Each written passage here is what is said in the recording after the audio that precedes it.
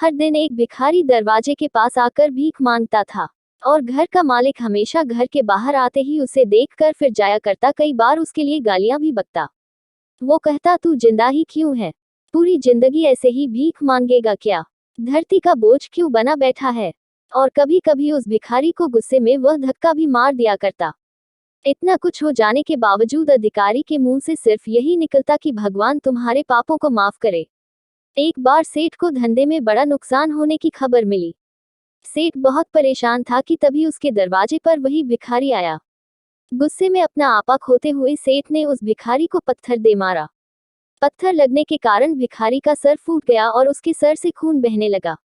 फिर भी दर्द से कराहते हुए भिखारी ने इतना ही कहा, भगवान तुम्हारे पापों को माफ करे। भिखारी वहां से चला गया। सेठ सोच में पड़ गए, भिखारी को पत्थर मारा फिर भी उसने सिर्फ प्रार्थना की। सेठ का गुस्सा शांत हुआ।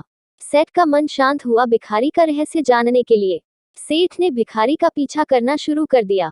भिखारी जहां जहां जाता सेठ उसके पीछे जाता। सेठ ने देखा कि कोई उसको खाना देता, कोई उसको मारता, कोई अपमानित करता तो कोई गाली देता। लोग भिखारी के साथ चाहे जैसा व्यवहार करते, लेकिन भिखारी सबके लिए एक ही प्रार्थना करता, भगवान तुम्हारे पापों को माफ करें। अब रात होने को आई थी। भिखारी अपने घर जाने के लिए लौटा। वो अपने घर पहुंच गया, लेकिन सेठ अब भी उसका पीछा कर ही रहा था। एक पुरानी टूटी हुई खटिया पर एक बूढ़ी औरत लेटी हुई थी, काफी कमजोर और बीमार लग रही थी। वह भिखारी की पत्नी थी। अपने पति को वापस आता देख वह खाट से उठ खड़ी हुई। पत्नी ने अपने पति के भीख वाले कटोरे में देखा, उसमें सिर्फ आधी बासी रोटी थी। उसे देखकर वह बोली, आज बस इतना ही मिला, और हाँ, आपके सिर से खून निकल रहा है, ये चोट कैसे लगी? बूढ़ा भिखारी बोला, आज बस इतना ही मिला, किसी ने कुछ दिया ही नहीं। सबने गालियां दी और एक नए पत्थर भी फेंका, इसीलिए मेरा सर फट गया। एक गहरी ठंडी सांस लेकर बूढ़ा भिखारी फिर से बोला, यह मेरे ही पापों का फल है। तुम्हें याद है, कुछ सालों पहले हम कितने अमीर थे? क्या कुछ नहीं था हमारे पास? हमारे पास हर चीज जरूरत से ज्यादा थी, लेकिन हमने कभी दान नहीं किया। और उससे भी बुरा हमने उस अंधे भिखारी के साथ किया जो हमारे द्वार पर भीख मांगने आया करता था।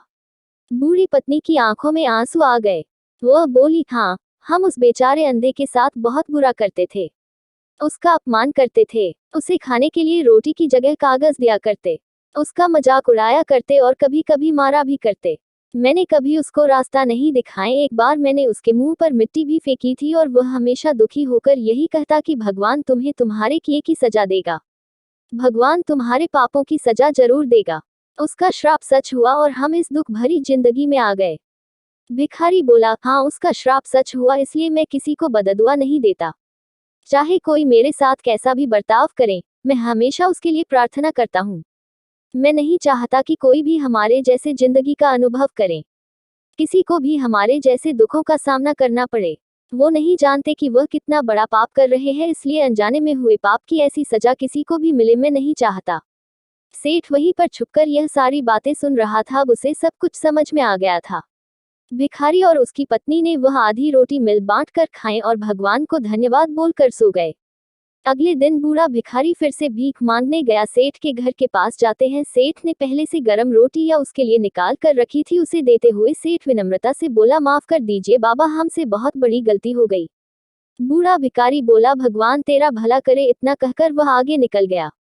इस कहानी से जो सीख लेने लायक है वह बड़ी ही सिंपल है कि आदमी चाहे किसी के बारे में बुरा कहे या भला करे, लेकिन भगवान सिर्फ कर्म के हिसाब से उसको फल देता है। क्या हुआ अगर भगवान नहीं दिखता है, लेकिन यह बात बिल्कुल सच है, उसके खाते में सबका हिसाब बहुत पक्का होता है।